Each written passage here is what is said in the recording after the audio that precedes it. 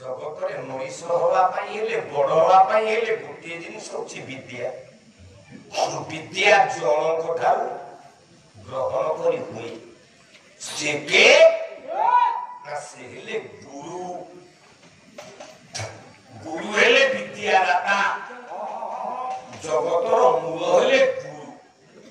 ଆଉ ତ ଆଜିକାଲି ଗୁରୁ ଶିଷ୍ୟ ପରମ୍ପରା ନାହିଁ ଆଜ୍ଞା। ଅଛି ବାଇକ ନେଇକି ଯାଉଛେ ସାର୍ ଆସୁଛନ୍ତି ବାଇକ ଚାଲୁଛି ଅଛି ଆକ୍ସିଡେଣ୍ଟ ଛାଡି ସାର୍ ନମସ୍କାର। ଆମେ ଏଇଭଳିଆ ଶିଷ୍ୟ। ଆମେ ଆଉ ବାଇକ ଷ୍ଟାଣ୍ଡ ମାରୁନୁ। ସାର୍ ଆଉଛନ୍ତି ଉଠାନରେ ଉଠି ଯାଉଛନ୍ତି।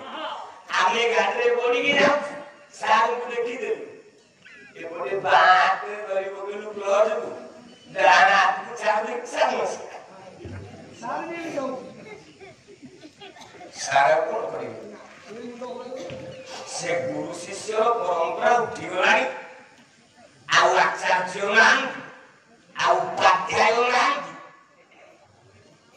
ଏବେ ଗୁରୁଙ୍କ ନାଁ ହେଇଗଲା ଶିକ୍ଷକ।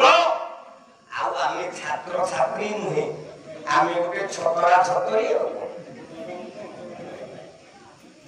ଆମେ ଆଉ ଛାତ୍ର ଛାତ୍ରୀ ନୁହଁ, ଆମେ ଗୋଟିଏ ଗୋଟିଏ ଛତରା ଛତରୀ।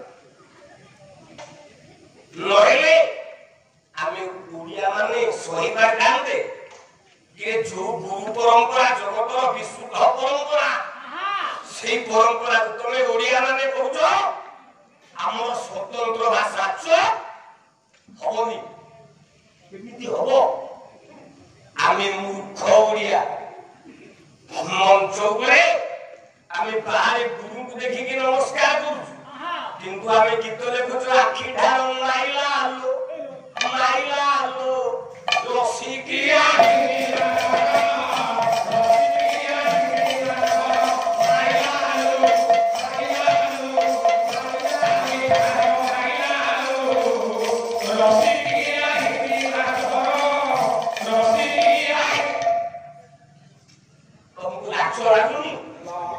ଆମେ ସେଇ ଓଡ଼ିଆ। ଆମ ସାର୍ ଆମକୁ ଆଖି ଠାର ମାରିବେ। ମୋ ଝିଅ ପାଠ ପଢି ଯାଇଥିବ ସାର୍ ମୋ ଝିଅକୁ ସାର୍ ହିନ୍ଦୀ ସାର୍ ଆଖି ମାରିବେ। ଯଦି ସେତେବେଳେ ସେ ଗୀତଟାକୁ ଆମେ ଚିରି ଦେଇଥାନ୍ତେ, ଯଦି ସେତେବେଳେ ସେ ଗୀତ ବିରୁଦ୍ଧରେ ଆମେ କେସ୍ କରିଥାନ୍ତେ, ତାହେଲେ ଓଡ଼ିଆ ସ୍ୱତନ୍ତ୍ର ଭାଷା ସରନ୍ତା। ଆମେ ସେଇ ଓଡ଼ିଆ। ସାର୍ ବୁଲୁଛନ୍ତି, ଝିଅଟା ହଉଛି ଆମ ସାର୍ ମାନେ ଗୀତ ଗାଉଛନ୍ତି। ଅଷ୍ଟମ ଶ୍ରେଣୀ ଝିଅଟା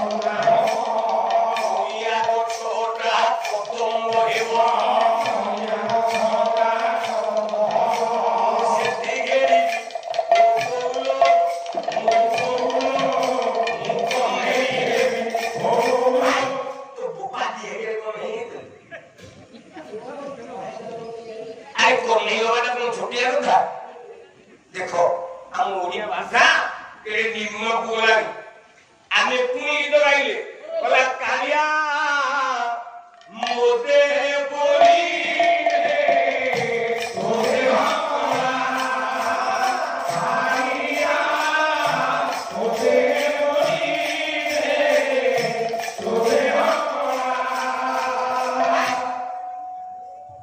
জগন্নাথ ষোলকলা ঠাকুর তা কলা ଆମ ଦେହରେ ବୋଳିଲେ ବଞ୍ଚିବା ସମାଳି ହବ କିନ୍ତୁ ଆମେ ଓଡିଆ ବୁଝୁନୁ ଲେଖା ହଉଛି କାଳିଆ ମୋ ଦେହ ବୋଳିଦେ ତୋ ଦେହ କଳା ଜଗନ୍ନାଥ କଳା ଯଦି ଆମ ଦେହରେ ବୋଳା ହବ ଆମେ ରହିବା ଦେଖନ୍ତୁ ଆମ ଭାଷା ଆମ ସାହିତ୍ୟ ଏରେ ନଗ୍ନନାଥ ଭଗବାନ ରଜନୀଗନ୍ଧା ଫୁଲ କଣ ଗାଈକି ଖାଇ ଦେଖିଛନ୍ତି ଆପଣ ଲୋକମାନେ ଆପଣ ମତେ ଜନ୍ମ ଦେଇଛନ୍ତି ଆପଣ ମାନେ ଗୁରୁଜନ ଆମେ ପାଲା ବାଲା କଣ ଚାରିପଟ ବସିଛୁ ଆଚ୍ଛା ରଜନୀଗନ୍ଧା ଫୁଲ କେବେ ଗାଈ ଖାଇବା ଦେଖିଛନ୍ତି ଗାଈ ଖାଇବ ଗୀତ ବାହାରିଲା